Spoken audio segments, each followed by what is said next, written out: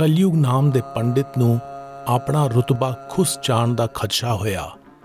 ਉਸ ਉਪਰੰਤ ਉਹ ਪੁਰੀ ਸ਼ਹਿਰ ਦੇ ਬਾਹਰ ਗੁਰੂ ਨਾਨਕ ਨੂੰ ਮਿਲਿਆ। ਉਸਨੇ ਗੁਰੂ ਨਾਨਕ ਨੂੰ ਆਪਣੇ ਗਿਆਨ ਦੀ ਦਲੀਲ ਅਤੇ ਤੰਤਰ ਕਾਲੇ ਜਾਦੂ ਦਾ ਸਾਹਮਣਾ ਕਰਨ ਲਈ ਵੰਗਾਰਿਆ।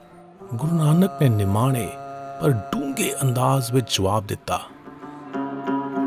ਸਿਧ ਹੋਮਾ ਸਿਧ ਧਾਈ ਰਿਦ ਆਖਾਂ ਆਓ।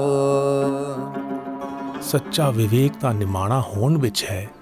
ਫਲਾਂ ਨਾਲ ਲੱਦਿਆ ਰੁੱਖ ਫਲ ਦੇਣ ਲਈ ਝੁਕ ਜਾਂਦਾ ਹੈ। ਜੇ ਕਿਸੇ ਨੂੰ ਗਿਆਨ, ਅਮੀਰੀ ਜਾਂ ਤਾਕਤ ਹਾਸਲ ਹੋਈ ਹੈ ਤਾਂ ਉਸ ਨੂੰ ਹਉਮੈ, ਭੈ ਅਤੇ ਸਾੜੇ ਦਾ ਤਿਆਗ ਕਰਕੇ ਸ਼ੁਕਰਾਨਾ ਕਰਨਾ ਚਾਹੀਦਾ ਹੈ।